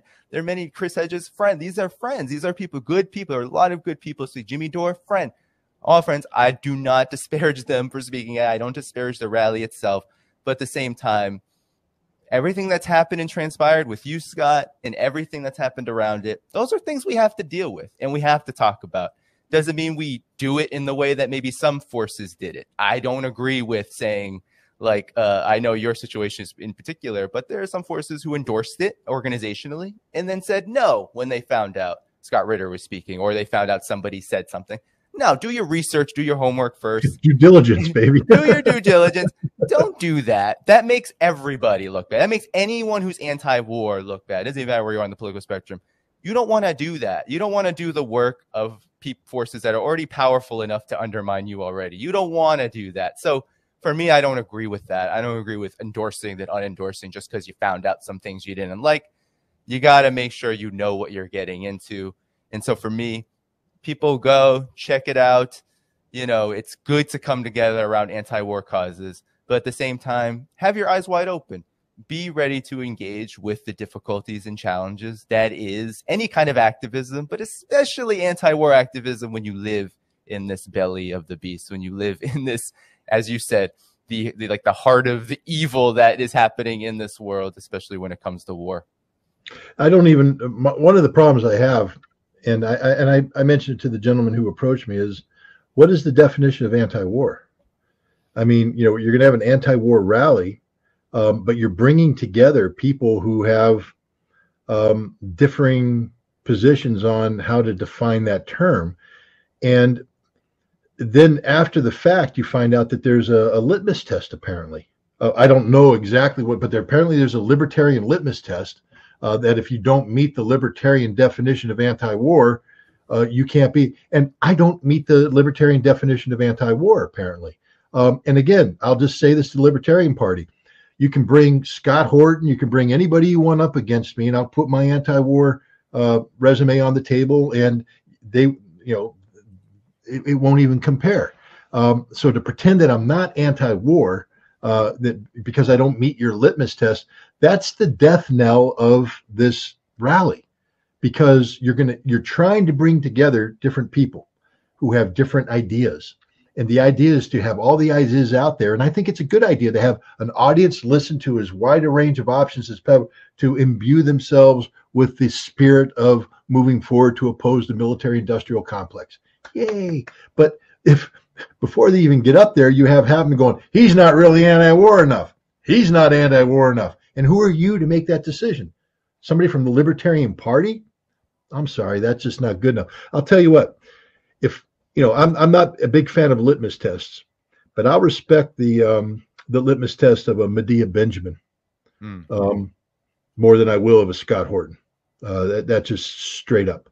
And you know, I like Medea. Medea and I have had uncomfortable moments on the stage together because she is literally a peace activist, and I am not a peace activist. And we were trying to work together successfully, by the way. We had a good meeting, but it was, if anybody ever found that videotape of Medea and I on the stage in Santa Cruz, watch it, because it is hilarious to look at the human interaction between the two of us. I dig Medea, and I like Code Pink, and there's a lot of people on the left that I have the highest respect for, because you know they have the sweat equity. They've done it. They've been out there. They've been doing this task, not successfully, but at least they gave it the try.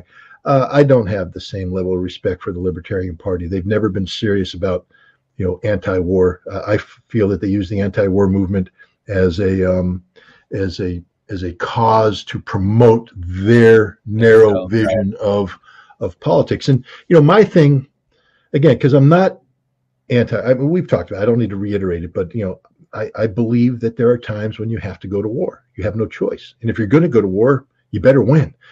Don't go to war and lose, which means you need people like me who are trained to do things that nobody wants to talk about. But the ultimate manifestation of that is nuclear conflict. And here's where I come from. I may not pass your litmus test when it comes to the Ukrainian-Russian war. That's okay. It's a controversial war. I get it. But I'm against nuclear conflict. I'm for arms control. I'm for getting rid of nuclear weapons. And I don't care what your political party is. If you're not for that, then you are the problem. And so, my whole thing was to try and use this rally to communicate the need to drop political pretense and focus on saving humanity by coming together regardless. I don't care what color you are. I don't care what your political party is. I don't care what your sexual orientation is. I don't care what your criminal record is. I don't care, because when a nuclear bomb goes off, you're all going to die. And that's what should unite us. That is what unites us. We will all die in a nuclear conflict. So to stop it, we all need to come together, not to promote political agendas, but to send a signal, because I thought that was the purpose of the rally, to send a signal to Washington, D.C., that their policies are no longer acceptable, to invigorate the American people so that their will can be expressed at the voting place against those politicians who are operating in a manner that diverges from what they say they want. And I would like to create a movement that come 2024 tells whoever's going to run for the presidency that you ignore arms control at your own risk, that arms control must be on the front burner, because that's the only issue that's going to kill everybody.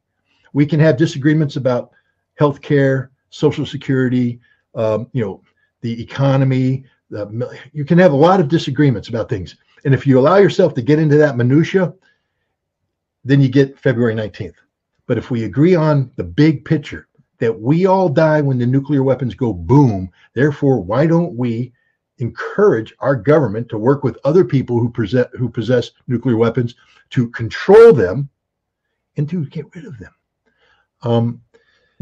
So that's where I was coming from with this rally. It's still a cause that I believe in, and I'll be working on that with other people, and we'll see what happens. But we'll see what happens on February. Like you, I wish them the best. I hope they succeed. And if they do, I will applaud them. Can I just ask you mentioned the litmus, I'm just curious now, the litmus test of the Libertarian Party. What is their litmus test? I can't speak right now. What is their litmus test for anti-war politics? Which is strange, because I've been to many anti-war rallies in my life, and I can say that the percentage of times I have seen the Libertarian Party at one has been 0%. So what is their litmus test for being anti-war? How did they relay that to you? I'm just curious. Well, they claim that it's pure anti-war. So on the Russian-Ukrainian thing, and here's the interesting part, because they don't even know what they're talking about. They go, you have to be pro-negotiated settlement. You can't be pro-Russian victory, but they're silent about pro-NATO victory. You see, because in addition to pro-settlement, you must condemn Russia for the unprovoked aggression against Ukraine. So already there's a little bit of a skew there. You're no longer pure. You're defending the Ukraine. But to be pro-negotiation, at what stage do you become pro-negotiation? Minsk? Were you pro-Minsk? I just want to know, libertarians, can you even spell Minsk? Because sometimes Minsk comes with a 1, sometimes Minsk comes with a 2. Do you know the difference between the two, Libertarian Party? And the answer is, no, you don't. Do you know that Petro Poroshenko, Angela Merkel, and Francois Hollande said that the Minsk Accords were just a sham? So Russia's legitimate effort to negotiate an end to the Donbass conflict from 2014 to 2022, Russia was the only legitimate player there. Do you recognize that, Libertarian Party, when you speak about the need for negotiated settlement? No, you don't recognize that at all either. Do you understand that Russia sought a negotiated settlement that we've already talked about that would have manifested itself on April 1st? Russia's the only party that was serious about that too.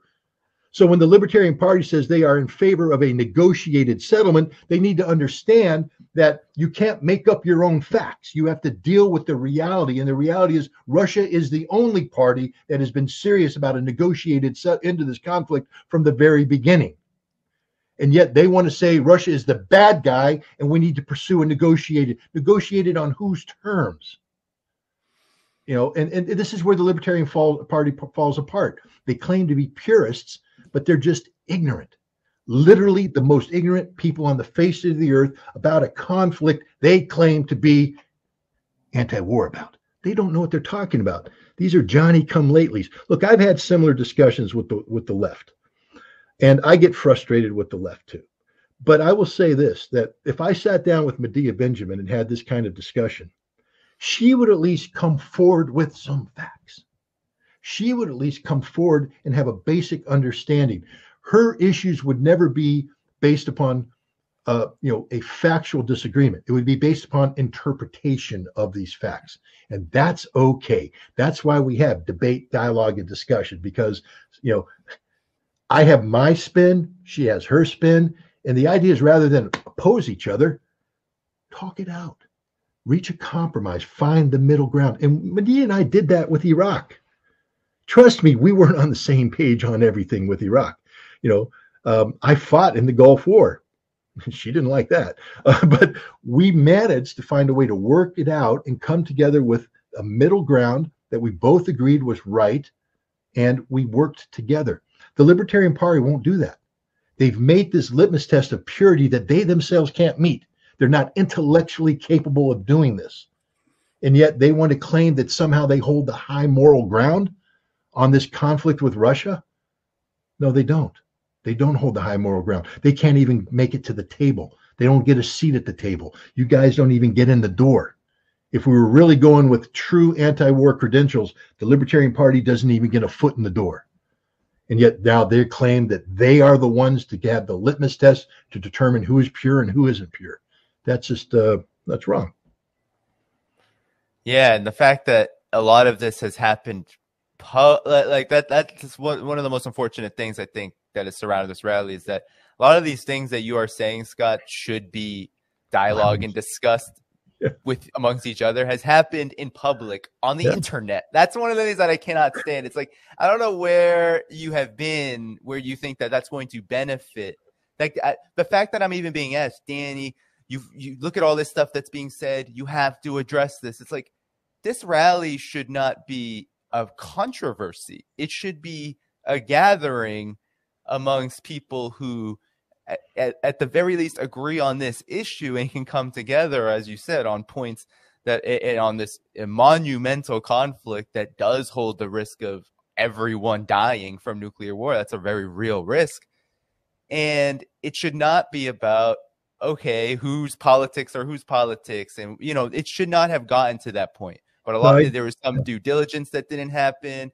And of course, there was, I just think, a lot of just human error. And that's unfortunate. And political error, meaning that it was politicized, but also the politics that were being brought to it created a lot of room for error. And so that's something I've seen many times before. Given that the names that are going out there, I think it's much more of a media story. But I think it really is a lesson that you've got to be tight and you've got to be smart, and you got to do your research, and then you also have to treat people. You have to treat people well. Like, we got to get out of this internet culture of like everyone's got to be brought down whenever there's a disagreement. We've got to stop doing that. Yeah. Or the NAFO. I mean, the whole NAFO thing. The swarm of bots to insult and I mean, come on, man. No, look, the bottom line is February 19th was trying to present a delicious sausage to the people. A sausage, of course, being a mixture of meats brought together and all that stuff. And that's fine. Sausage tastes good, and they could have produced a delicious sausage. But then they showed everybody how sausage was made. And once you see how sausage is made, you're never going to eat the sausage because it's disgusting. And bringing all these disparate political beliefs together is making sausage. And there will be disagreements. There will be heated disagreements. There will be knockdown, drag out fights, but it needs to happen behind closed doors. The sausage factory should never be exposed to the public. You should simply say, here's our delicious sausage. And everybody goes, oh, this is really good. But instead, we dragged everybody through a tour they didn't want to be a part of. And they're going, that's disgusting. I'm never going to eat this.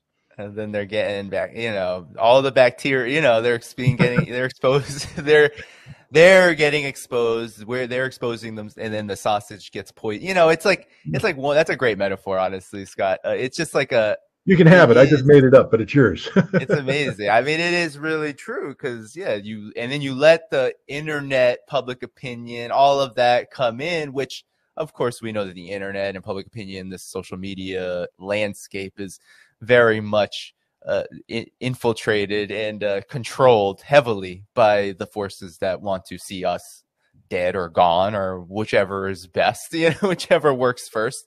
So, it does. You're right. This stuff should not have been a problem, but it is. And so, yes, I think the last word for me on this, I'll let you have the last word on this, is the rally's going to happen. Go to the rally. So, check it out, see what it's like, have your eyes open, but at the same time, just understand that there will be fallout. There already has been a lot with you, with just so many organizations in it, and that this will have to be dealt with. How you deal with it really matters too. For me, it's like how you do that. Are you going to go on YouTube and use your platforms to just rail on certain organizations or whatever, or talk about why you all disagree and never come together? Well, sure, there'll be some who do that, and that's their prerogative. But how people, real people, not people who are personalities, not libertarians who are trying to build what I think has always been a failed party, and honestly a failed idea overall. It's like, if you do see these disagreements, have them. How you go about them, how you walk that path, it's going to matter, because we should be really focused on those folks who are seeing what's going on, may not understand, may not have been involved before, but are understanding that something is really wrong here. They're building a criticism of, there's more people, I think, like this than maybe ever before, seeing what's going on, seeing what's wrong. The Ukraine situation is out of control. The risks are really high. We should be trying to reach out to those people and, do what we can to help them understand and get them on their own path, so that if we have more of a collective mass of people who are willing to genuinely and authentically stand up to the war machine. I think that's my last word on this. Do you have any last words on this? I know we're getting to a late hour here for you. I'll end with this, and it might sound a little self-serving, but there is actually a method to my madness.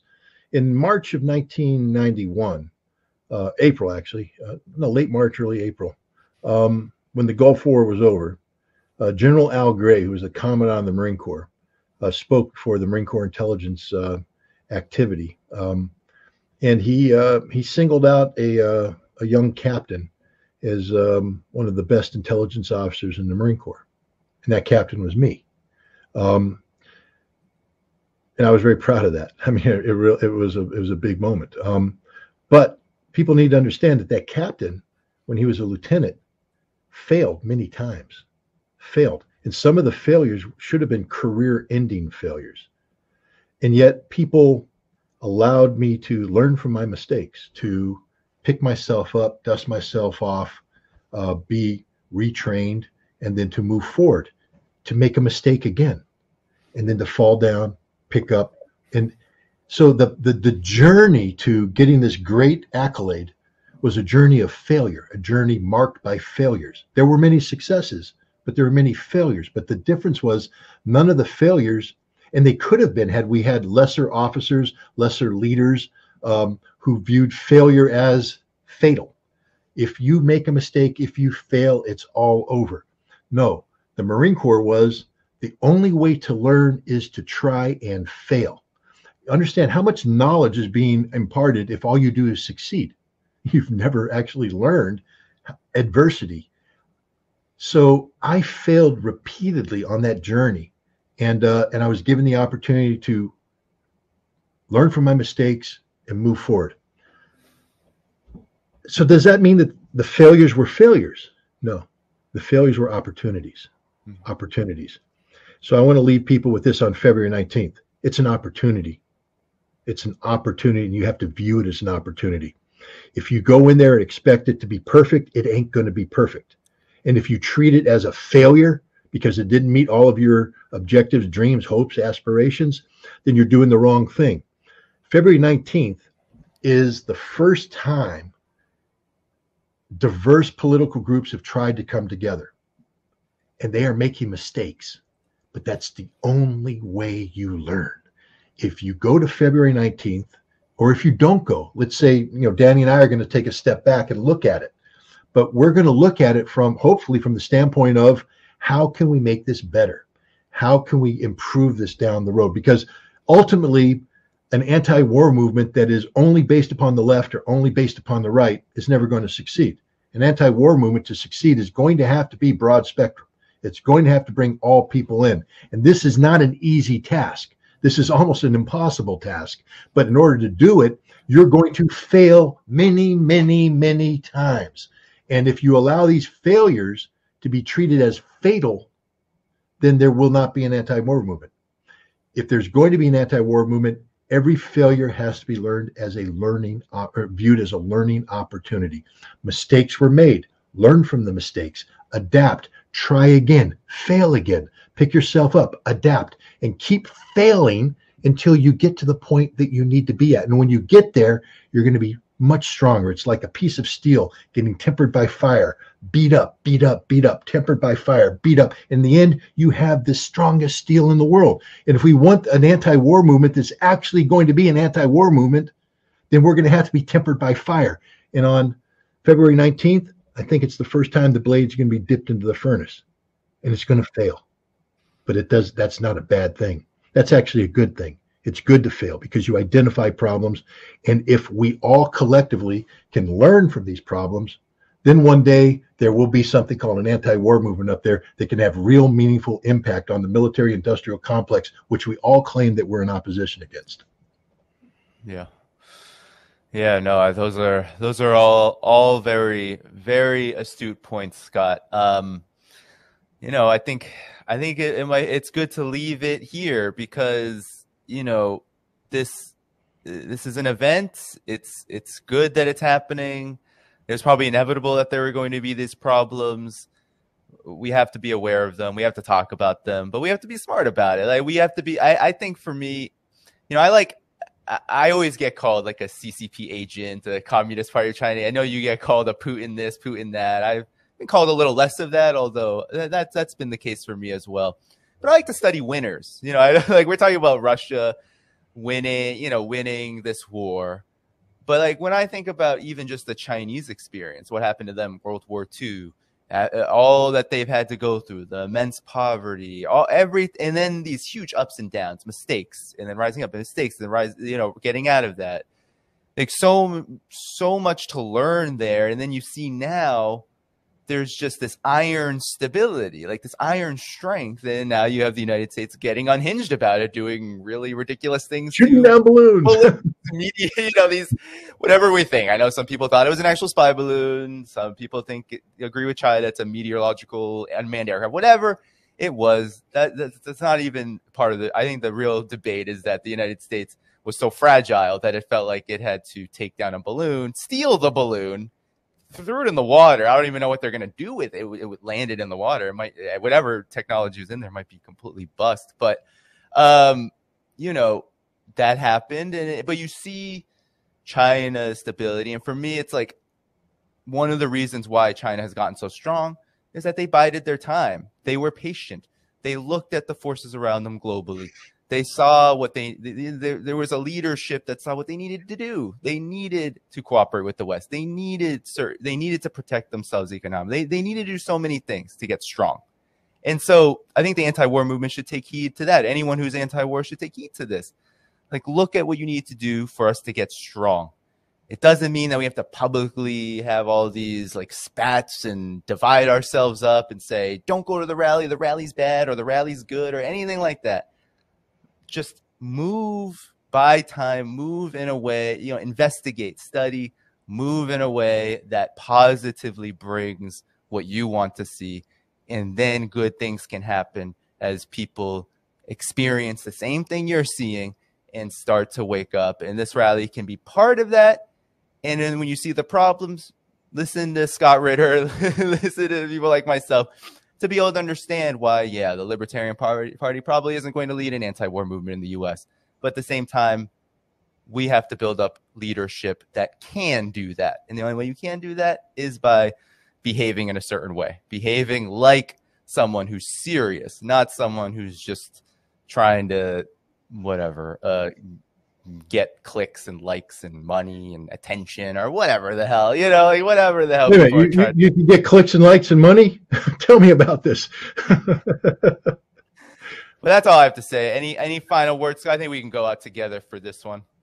No, Danny, thank you very much for having me. This has been a really cool conversation. I appreciate the opportunity to come on and speak to you and the people who tune in. And I wish you the best of luck. And who knows, maybe you'll be inviting me back down the road and we can have a follow-on conversation to see if any of the dots I connected were actually connected properly. For sure. We'll have to get back together. We'll have to get back together very soon. Before we go, though, everyone, just a few announcements. I will be on a bit of a break. That's the reason why I can't really go to the rally. I will not be anywhere near DC when it happens. So a lot of people are like, Danny, why aren't you going? Why aren't you going? It's like, the major reason is I'm just not going to be geographically capable.